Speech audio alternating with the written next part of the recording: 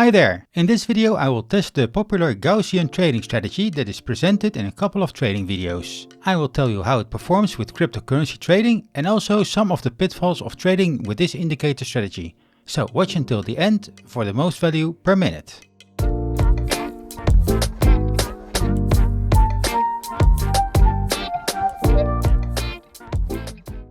The strategy has mainly been derived from this YouTube video. You can find the indicator on TradingView by searching for Gaussian Channel. There is already a PineScript strategy created and also an individual indicator available for you to use on the chart. The strategy itself is super simple and you can trade the strategy by hand very quickly. The rules of this strategy are as follows and you will have to apply these rules to the PineScript strategy as well. A long trade is triggered whenever the price goes above the upper line of the Gaussian channel and the trade is closed when the price goes below the upper line again. For short trades these rules are reversed, so go short when price closes below the band and exit when it gets above it again. And that's it, those are the rules. There is no mention of an actual take profit point or stop loss level because the strategy manages open trades dynamically if you just follow these rules. Be aware that the strategy can generate fake outs or fake trades in sideways markets.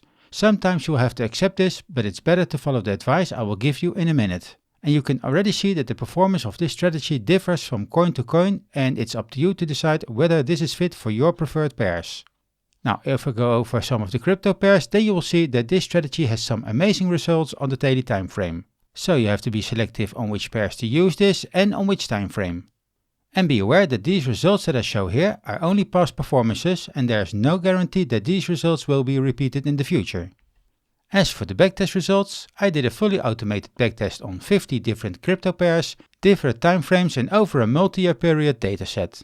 For those of you who want to download the Python code for your trading bot, this is available on my Patreon site, together with a full report of the backtest. The link to my Patreon site is in the description.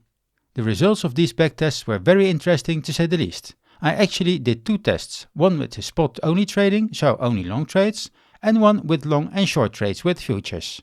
The results of these tests are as follows. The spot trading strategy where only long trades are done proved to give the best trading results on the 4-hour time frame. The futures trading with long and short trades have less profits, but more importantly is that the win percentage, streaks and other scores do not deviate extremely much from the spot trading version. There are some caveats though, like the low win percentage and the drawdown, but if you have followed me and watched earlier videos, then this is expected from a trend trading strategy.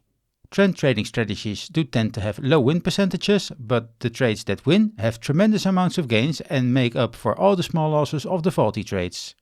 Now the drawdown is a little bit concerning, but if you use additional confirmation rules or indicators, then these could be helpful to filter out some of the bad trades.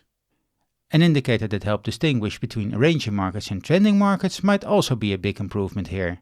And let me repeat myself, you should be selective with the pairs you use with spot only trading. Futures trading is less critical when it comes to pair selection, but you will have to still determine which ones will work best in the strategy. So to sum up this video, this indicator with the demonstrated strategy seems to be a good starting point to build further on.